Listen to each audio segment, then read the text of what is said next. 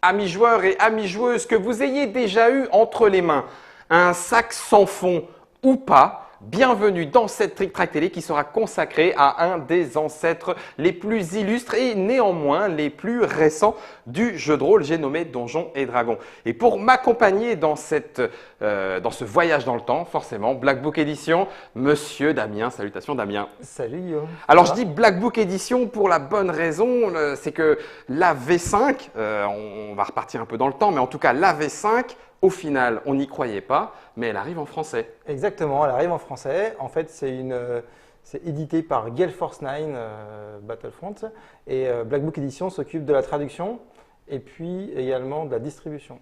D'accord. Alors, il y a une histoire très particulière. On ne va pas forcément s'étendre, mais ça vaut le coup de la retracer un petit peu. C'est la 5e édition de Donjons et Dragons. Donjons et Dragons, les ayants droit, ceux qui ont la licence originale, après la création de Gary jusqu'à maintenant, c'est bien Wizard, donc Hasbro. Exactement. Donc, Wizard of the Coast est détenteur de la licence et Wizard of the Coast, c'est une propriété de Hasbro, du grand groupe Hasbro. D'accord. Donc Wizard of the Coast s'occupe aussi de Magic, par exemple, pour ceux qui suivent aussi les jeux de suivent cartes aussi à jeux de collectionner.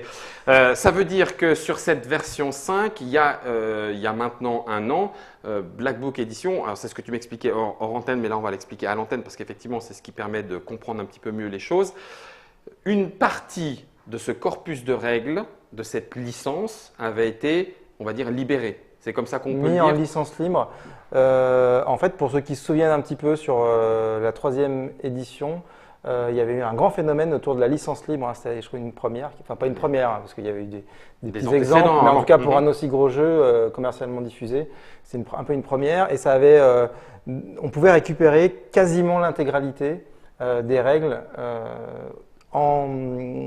pour éditer n'importe quel matériel, pour inventer ensuite d'autres choses. Gratuitement, hein, c'est-à-dire que c'était une licence libre. Et donc ce principe-là a été remis à l'ordre du jour avec la 5e édition. Ça n'avait pas été le cas sur la 4e édition, par exemple. Et donc sur la 5e, ça a été le cas et ça a permis, donc ça permettait à n'importe qui aussi de créer. Par contre, le corpus des règles était beaucoup plus restreint.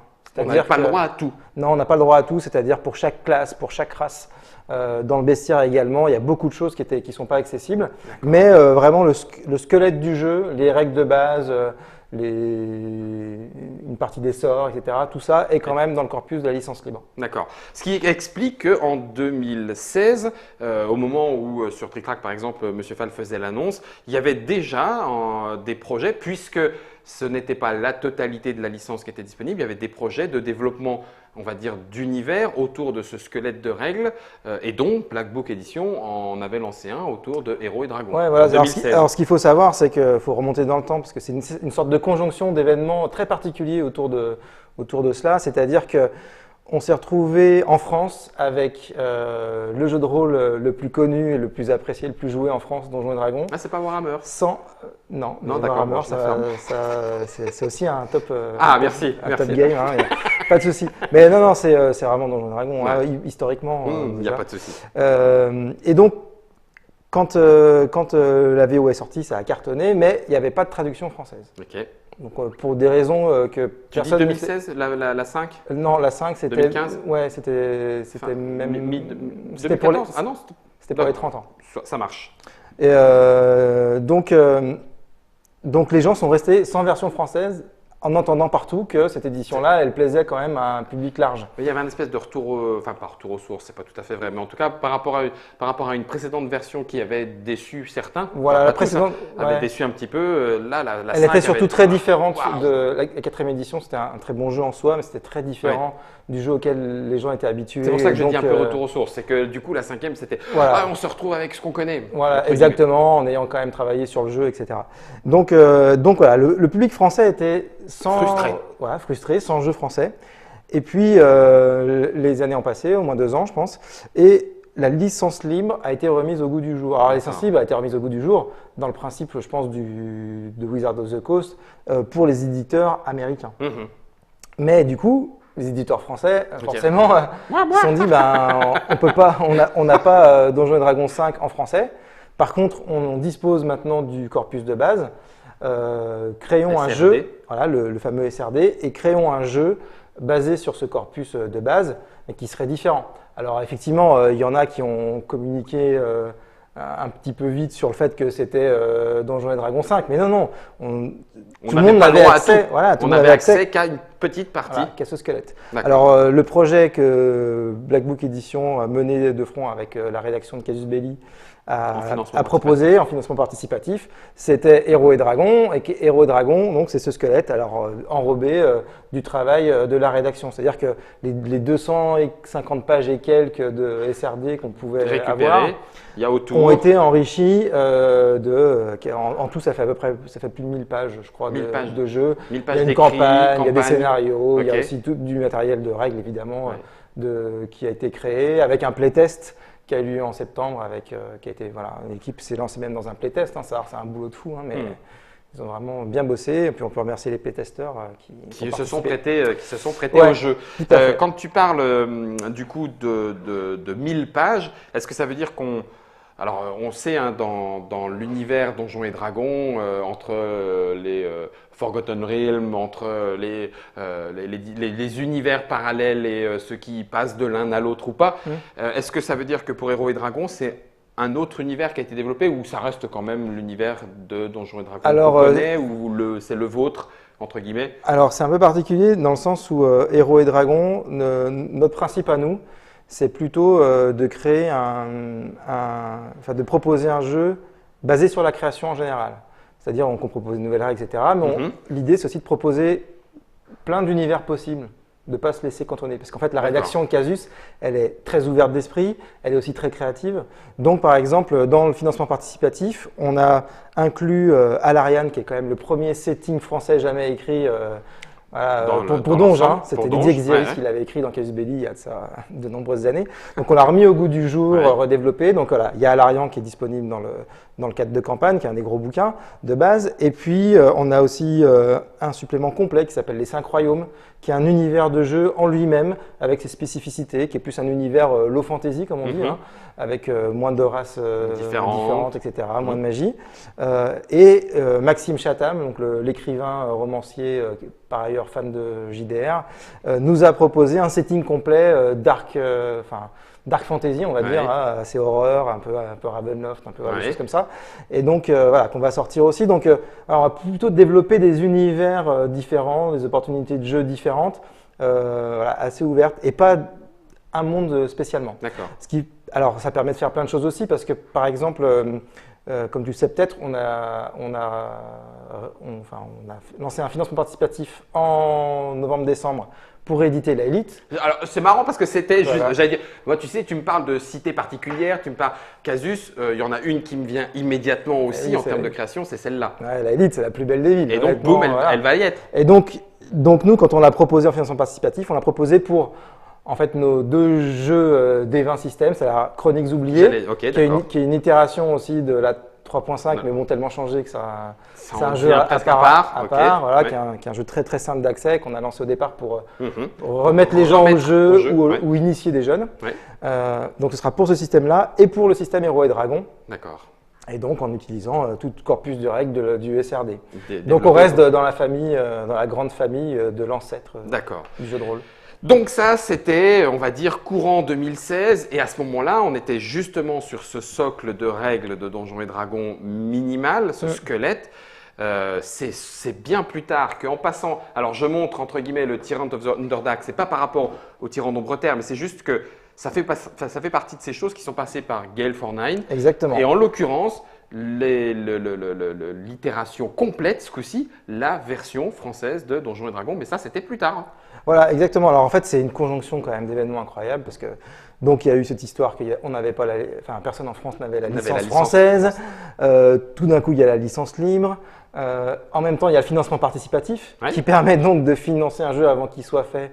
Donc les éditeurs sont rués dessus, Black Book Edition, les premiers, voilà, avec d'autres confrères.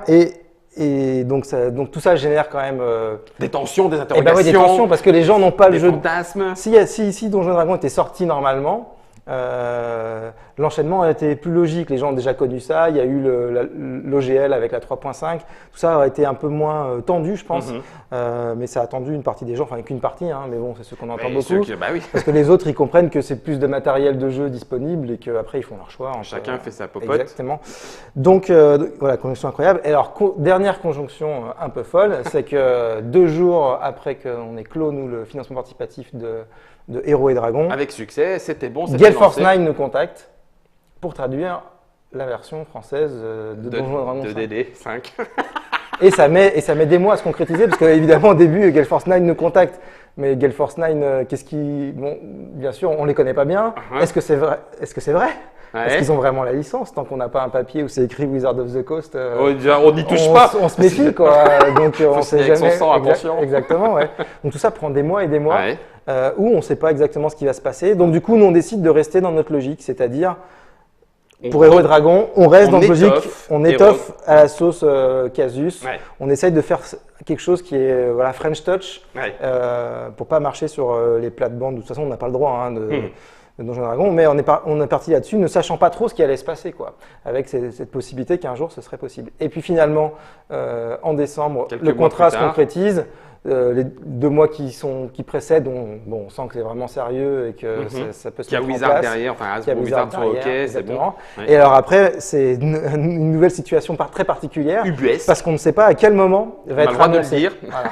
Et donc on est tenu évidemment au silence, qui est assez particulier parce que en plus il faut savoir à Black Book Edition que on est quand même vachement proche de nos fans. On essaye nous d'être très honnête dans nos démarches. Par exemple, on a le magazine Casus Belli, c'est Black Book qui le possède, mais c'est affiché clairement pour pas qu'on trompe les gens et pour qu'ils fassent confiance à l'objectif, et l'objectivité qu'on essaye de mettre dans ce qu'on fait. Voilà, d'être vraiment jugé sur les faits et sans tromper, etc. Donc on a cette démarche assez quand même le plus honnête possible. Et la clause de confidentialité. Et la clause de confidentialité avec des rumeurs.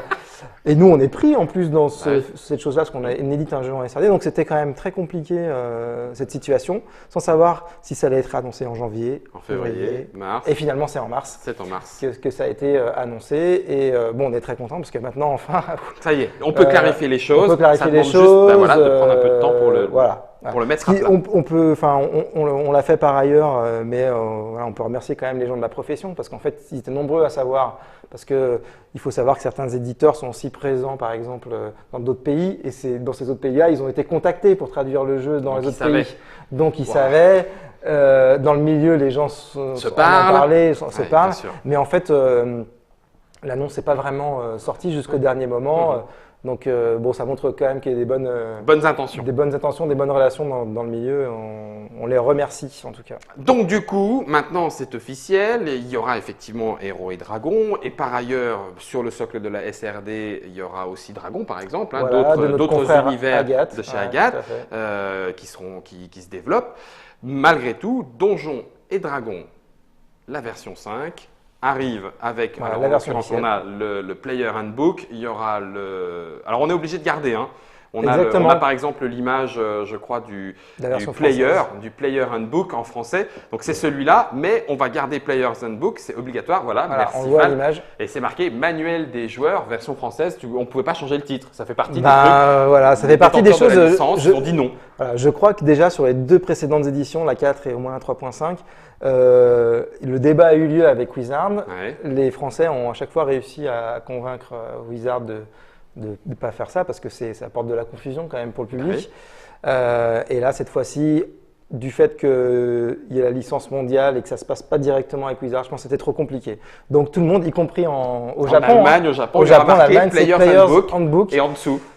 Voilà, et donc on a réussi à négocier de pouvoir écrire en dessous. On s'excuse auprès de ceux qui ça pourrait perturber, mais la licence ne nous permet pas de faire autrement. Et puis c'est pas grave, il faut avancer. Ce qui compte, c'est le jeu. Ouais. Alors ce qui est un petit peu étonnant, on est aussi en live avec des internauteurs et internautatrices, tu le sais. Et effectivement, la situation est un petit peu bizarre au sens où on se dit alors c'est pas vraiment une marche arrière, mais qu'est-ce qui permet de comprendre un tel délai entre on donnera pas de la licence dans les autres langues, on va vous donner un bout du corpus et puis X temps après finalement tiens vous pouvez la faire remonter, c'est effectivement un peu étonnant. moi, personnellement, j'ai des théories sur le sujet, Oh yes, etc. il y a du complot là-dessus. Mais en fait, non, mais c'est pas du complot, mais à tout point de vue, enfin, à de nombreux points de vue, c'est incompréhensible. C'est ça, on est d'accord. C'est incompréhensible. Après, bon, bah, Wizard, c'est une grosse boîte. Leurs équipes n'étaient pas dans cette optique-là. Non, mais n'étaient pas dans cette optique-là. c'est tout. Et puis, je pense que c'est Gale Force 9 qui, en travaillant avec eux sur plein d'autres projets, hein, tu as montré Tyran de Nombreterre, mais ils font aussi des accessoires, des figurines, des choses comme ça, pour Donjons et Dragons. Sous licence, donc. Sous Ça veut dire licence. sous licence. Et donc, en fait, en développant ces licences, eux ont réussi à. Par confiance, etc., à finalement ouvrir une porte qui jusque-là était restée fermée. Donc, c'est quand même grâce à eux que tout ça arrive. Ouais.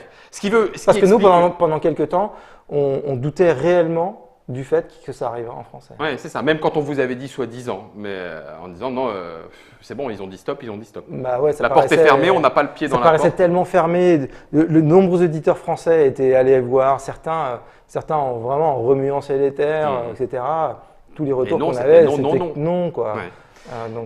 Et d'ailleurs, du coup, le Tyran d'Ombreterre qui a sa Trick Track Télé est un jeu de société, un Eurogame adapté dans l'univers de Donjons et Dragons avec les drôles, les elfes noirs.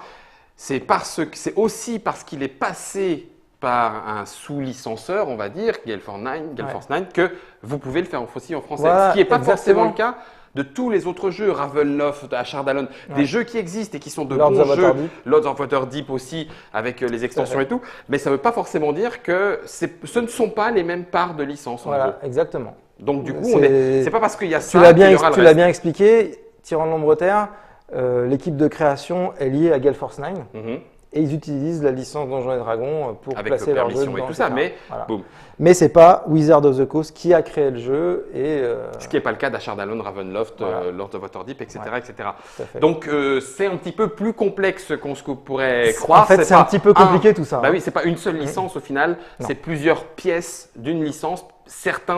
Certaines pièces sont données à certains, d'autres sont conservées. Donc, on n'a pas forcément accès. Malgré tout, on va se pencher maintenant un peu plus en avant ce qui est sûr, c'est que DD5. Ce qui est sûr, c'est que Donjons et Dragons 5, le jeu de rôle, maintenant, c'est beaucoup plus clair. Voilà. Sur le jeu de rôle, c'est très clair. On s'en occupe et on va pouvoir nous traduire les ouvrages. Alors donc ça a commencé, tu montrais les 3 ouvrages de base. Hein. Les gens qui jouent à Donjons et Dragons connaissent bien tout ça. Il y a d'abord ce qu'on appelle le triptyque, donc le Player's Handbook, manuel des joueurs. Oui, si, obligatoire. Voilà. Donc le manuel des joueurs qui contient quand même toutes les règles qui permettent de jouer, d'autant qu'il y a un mini bestiaire à la fin, donc vraiment le maître de jeu ne peut investir que dans cet ouvrage au départ et faire jouer. Les joueurs peuvent l'acheter évidemment aussi, ils ont tout intérêt. Je vous avais dit quand il y avait beaucoup de royaumes, il y a des plans. Et tout. Il y a plein de plans. On a également donc, le Dungeon Master's Guide, le guide du maître, qui contient tous les objets magiques, les conseils de maîtrise, etc. Donc le deuxième ouvrage. Donc tout ça arrive quasi simultané ? Alors, le Player's Handbook, ce sera donc en avril, si tout se passe bien sur la fin de la production. Et puis ensuite, il y en aura un par mois. À commencer donc par le manuel des monstres, qui est juste en dessous. D'accord. Qui contient donc toutes les créatures du jeu. Non, le Celeb Beholder, qui n'est pas en licence libre, celui-ci. C'est ça, il fait partie de… Voilà. Donc par exemple dans Héros et Dragons, interdit. Non, pas de… Voilà, c'est impossible. Beholder. Pareil, pas d'Illithid, les flagelleurs mentaux, célèbres créatures de donge. D'accord, ceux-là, il n'est pas dans les SRD. Un peu, voilà, pas dans les SRD. Ok. C'était déjà le cas, cela dit, de ces deux-là dans la licence libre de la 3.5. Ok. Donc voilà, le bestiaire. Des gnolls. Donc le mois qui suivra, et puis le mois qui suivra encore, ce sera le Dungeon Master's Guide, le guide du maître. D'accord. Voilà, et donc avec ce triptyque-là, le joueur dispose et le MJ dispose de tout ce qu'il faut pour jouer très très très longuement. Mais évidemment, on ne va pas s'en tenir là parce que cette gamme, elle a quelques particularités. Bon, il y a un écran du MJ qui sera évidemment… Il vient l'écran. Ouais, l'écran sera traduit par la suite. La boîte d'initiation, le starter set, qu'on peut montrer également, sera traduit aussi. Redis-moi, alors c'est moi qui déconne peut-être, mais ça fait combien de temps qu'on est passé à un écran plus petit ? Moi, je me rappelle encore à mon époque, comme si j'étais un vieux. Tu sais, on avait pratiquement un tiers de plus. Toi, je trouve. T'es un petit peu vieux quand même. C'est un peu vieux, tu vas se prendre un écran sur la tête. Un petit peu, quoi. Ça, c'est l'écran. En tout cas, tu as perdu un peu ton fluidodé. Ouais, c'est ça. Je pense que c'est l'âge quand même. Salopard. Donc l'écran arrive aussi. Ouais, l'écran arrive aussi, on n'a encore pas la date. Le starter set non plus, parce que la production ne se fait pas du tout au même endroit que les ouvrages. D'accord. Donc c'est dommage, parce on que s'avance pas trop. c'est dommage. On va remettre les choses à plat. Il y a effectivement tout ce qu'il faut avec le triptyque. Voilà. Le starter set, il est justement fait pour ceux qui pourraient être effrayés en disant « Ah ouais, il faut que je lise quand même tout ça ». Ouais, tout à fait. Mais bon, le starter set, il va finir par arriver. Ce sera un bon outil. Bon, en attendant, on peut faire découvrir le JDR 100. Il y a d'autres jeux avec des boîtes d'initiation sur le marché également. Donc, Aventure Plan Co. mais là, c'est vrai qu'il y a un scénar très sympathique qui s'appelle Lost Mind of Fondaleur. Et surtout, le gros intérêt de ce starter set, c'est le prix. Parce que l'accessibilité, elle sera très très bonne en termes de prix, ce qui n'est pas toujours facile à faire. Parce que les tirages de jeux de rôle sont quand même relativement faibles. Enfin, en tout cas, surtout étant donné la qualité en général, c'est-à-dire tout couleur, etc. Du coup, on a des prix quand même qui sont pas forcément très abordables. Donc là, grâce à la licence Donjons et Dragons, ça va vraiment faire une boîte d'initiation très abordable pour le public. On va essayer de conserver un prix à peu près identique à celui de la VO qui était, je crois, de $25. 25 $, waouh. Enfin, 25 $, Ah oui. ouais, c'est vraiment pas cher. Avec les dés dedans? Avec les dés dedans, moi, les feuilles de j'achèterais pour les personnages, dés. etc. Ouais. C'est à peine plus cher qu'un beau set de dés. C'est ça, c'est ça. Donc ça, c'est la totale. Mais du coup, tu parlais de l'univers, enfin l'univers Alors, étendu. Alors, c'est pas tout à fait comme ça qu'il faudrait le dire, mais il y a bien plus que ça. Voilà, il y a d'autres choses qui sont prévues. Ce qui est vrai quand même, il faut le reconnaître, c'est que la gamme Donjons et Dragons 5 n'a pas bénéficié d'un suivi à l'image de ce qu'on avait l'habitude de voir. C'est-à-dire que d'habitude, Donjons et Dragons 5, c'est la poule aux œufs d'or, entre guillemets. Et de toute manière, le joueur de jeu de rôle en général, il a besoin toujours de matériel supplémentaire, d'être stimulé par de nouveaux univers, de nouvelles règles, etc. Donc il est très friand de gamme complète avec des suppléments. Du niveau 20 au niveau 50. Voilà, et du coup, de Donjons et Dragons, dans cette lignée-là, il y a toujours eu des gammes pléthoriques, vraiment pléthoriques aux USA. Pour cette édition-là, ils ont vraiment voulu se recentrer sur le fait du triptyque, quoi, des règles de base, et de ne pas noyer sous les règles notamment. Ouais. Parce que le jeu est redevenu quand même plus simple que ce qu'il était sur la 3.5 par exemple. Et du coup, ils ont sorti moins d'ouvrages, ce qui va permettre à l'éditeur français de suivre plus facilement le rythme. C'est une bonne chose parce que souvent, l'éditeur français ne pouvait pas tout faire parce que la taille du marché n'est pas la même et ça générait aussi de la frustration. Je peux te demander, quand tu dis c'est pas la même taille, sur un supplément, alors je sais pas, peut-être pas, les chiffres sont peut-être pas les mêmes sur un supplément d'aventure que sur un supplément d'univers, mais ça veut dire que pour Black Book Edition, tu pars sur quoi? 500 ouvrages? Plus que alors, ça quand même? Le chiffre qu'on donne régulièrement, c'est sur ce qui représente un best-seller dans le JDR en France.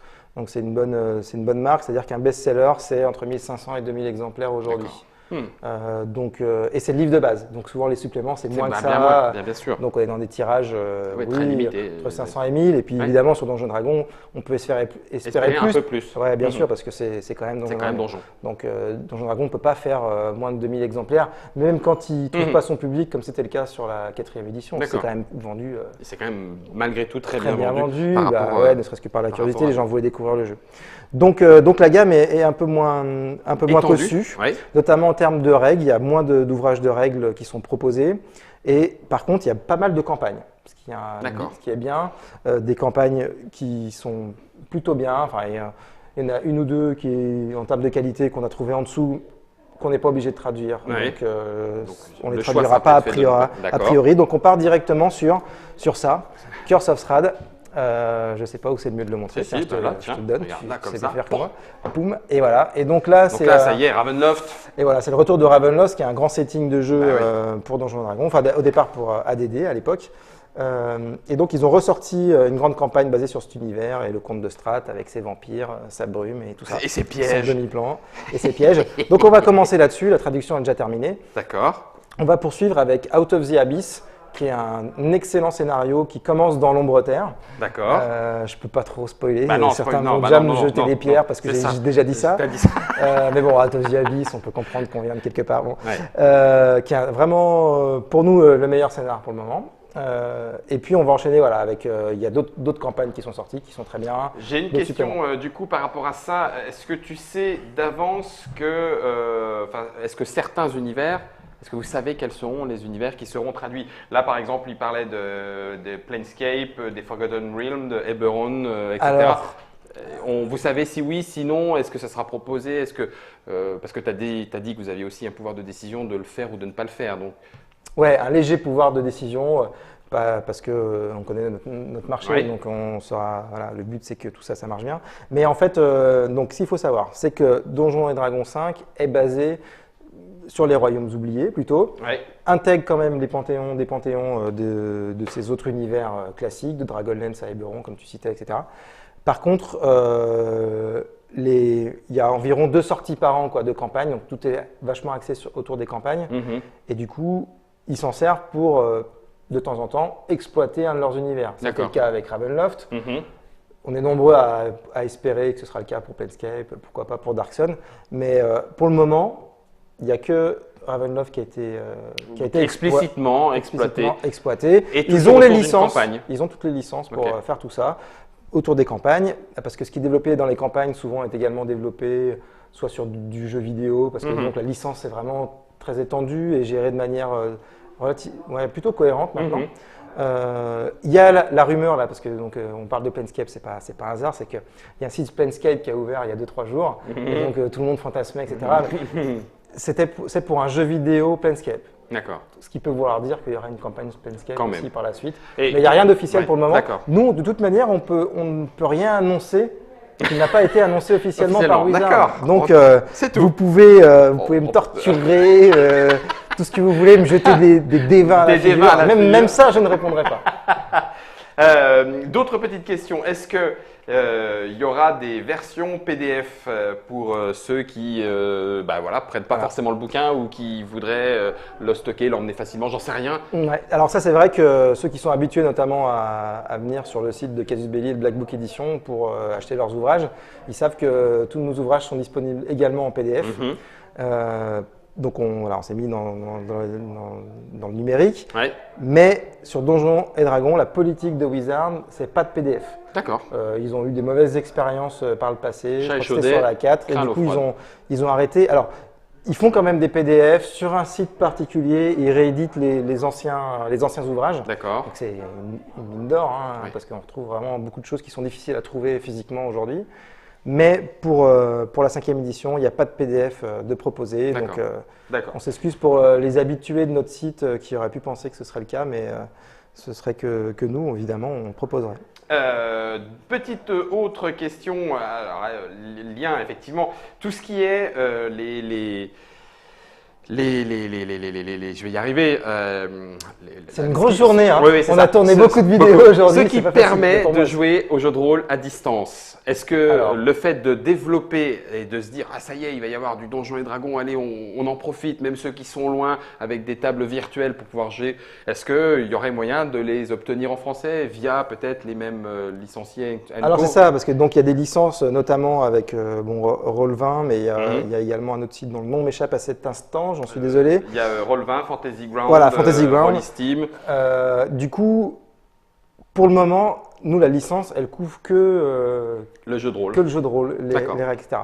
Donc il y a des discussions évidemment, mais il faut se comprendre que c'est un tuyau où tous les éditeurs mondiaux se retrouvent sur certaines questions, etc. Donc ça va prendre un certain temps, je pense, avant de Mais ça se peut être libérer. discuté. Mais évidemment que nous, on trouverait ça Bien. vraiment super. Ouais. Il y a également un site qui s'appelle DD Beyond qui propose Ouais. toutes les règles du jeu sous un format site. Donc la bêta vient d'ouvrir. Ça a l'air très très bien, très pratique. Donc ça c'est pareil, ce serait génial de pouvoir avoir ça en français.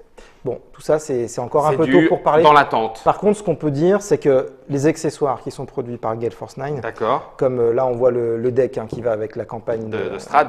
de Strahd. Toutes les cartes qu'on voit. Attendez, je vous les montre. Hein, parce que forcément, là, en fait, ils balancent des cartes.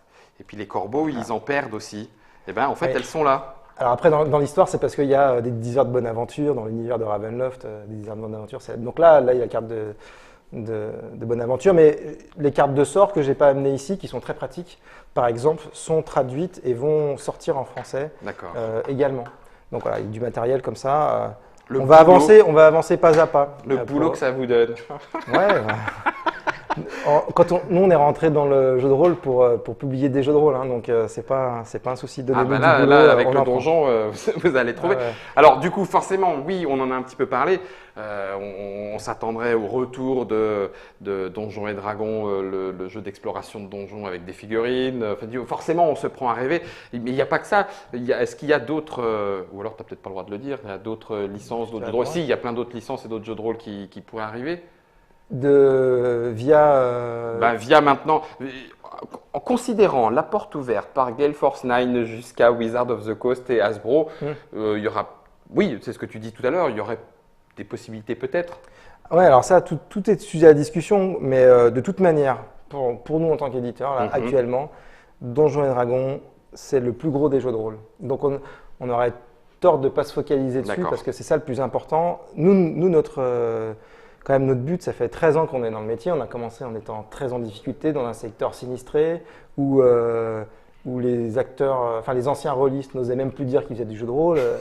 Je passe mon petit salut à Fal qui se cache de quelque part. Il se cache derrière la caméra, mais il fait du jeu de rôle maintenant. Si. Nous, on est un peu plus jeunes que toute cette génération qui, en fait, aujourd'hui est à la tête de toutes les entreprises de jeux en France. Et en fait, maintenant que les gens nous connaissent, maintenant qu'on arrive à se faire un peu plus se voir, plus respecter parce que le jeu de rôle revient, parce qu'il y a eu le financement participatif qui a beaucoup aidé, on s'aperçoit qu'en fait, tout le monde est rôliste dans ce milieu-là et qu'il y a plein de gens qui n'attendent qu'à s'y remettre. En fait, il leur manque l'étincelle, la flamme. Nous, on dit que c'est la flamme. Il faut transmettre la flamme, rallumer la flamme, etc. Donc, ça fait penser à un autre jeu de on rôle, continue là-dedans. C'est Chroniques oubliées. C'est notre tagline sur Chroniques oubliées, c'est transmettre la flamme du jeu de rôle. C'est vrai que ça a été repris partout. Mais du coup, avec Donjons et Dragons, nous, on va pouvoir continuer ce mouvement-là, c'est-à-dire vraiment remettre ce loisir à la place qui lui appartient dans le loisir du jeu de société. Parce qu'en fait, dans le jeu de société spécialisé, en tout cas, il a une place prépondérante. C'est pas un hasard si tous les créateurs de jeux de société, etc., sont des anciens rôlistes. Et pour la plupart, quand on discute avec eux, ils nous disent que c'est le meilleur des jeux, en fait. C'est le meilleur des jeux. Voilà. Les gens ne le savent peut-être pas, mais c'est le meilleur des jeux. Juste pour savoir si je fais 1. Ah, 3. Non, ça va, je pense qu'on est bon. 9. C'est bon, on est à peu près complet sur ce qui va se passer en français autour de ce Donjons et Dragons 5. On parle même plus de ADD. On parle plus de ADD depuis la 3e édition. Redis-moi, le Pathfinder, il était quand? Parce qu'il y a le jeu de cartes chez vous. Ouais, exactement. Donc Pathfinder, c'est un jeu qui est tiré de l'OGL de la 3e, l'édition 3.5 de Donjons et Dragons. Qui avait très bien marché. Qui avait très bien marché et surtout qui avait réussi cet exploit de proposer régulièrement des grandes campagnes de qualité. Ce qui était vraiment le défaut que le rôliste parfois un peu de clocher qui aimait bien « Ah, ça c'est bien parce que ça c'est moins bien » parce que mettait dans les dents à Donjon pour dire que Donjon c'était pas bien. Moi, comme beaucoup à Black Book Edition, nous, on pense que le jeu de rôle, c'est bien en général. Quand les règles sont bien faites, c'est bien aussi. Après, chacun a ses goûts, mais c'est bien. Et c'est dommage de passer à côté d'un corpus de règles qui ne peut pas être plus testé que ça. Donc, qui fonctionne le mieux. Et voir la Gen Con, voilà, et qui propose, salle de jeu, et qui propose désormais des bonnes campagnes, parce que c'était vraiment ça qui manquait. Et ça, il faut reconnaître que tous les détracteurs qui disaient que les campagnes n'étaient pas bien, nous, on était les premiers à dire que c'était pas bien. Donc ça a vraiment changé avec Pathfinder et puis Donjons et Dragons, là, avec la 5e édition, ils ont mis les bouchées doubles sur les campagnes et c'est l'occasion de découvrir le grand ancien, de sortir des idées préconçues, gros bill, etc. C'est un jeu comme les autres. Si on veut, on peut. Et qui est bien. Si on veut, on peut. Un sac sans fin, un sac sans fond, je veux dire. Un peu plus de 50 000 pièces d'or que je peux porter comme ça directement. La règle d'encombrement me le permet. Moi, j'aime bien aussi.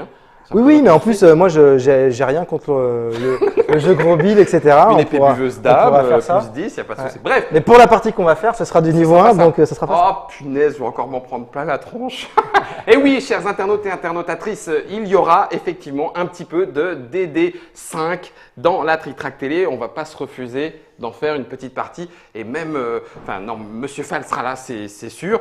Ça m'étonnerait qu'il joue autre chose qu'un nain. Bah on verra, parce que du coup, je crois que tu as pris une punition tout à l'heure. Non, non, non, il n'y a pas de punition. On négociera ça. Donjons et Dragons, c'était le papotage avec Damien de Black Book Edition. Merci beaucoup d'être venu, d'avoir remis un petit peu à plat cette histoire et puis tous les fils à tirer pour bien comprendre ce qu'il en est.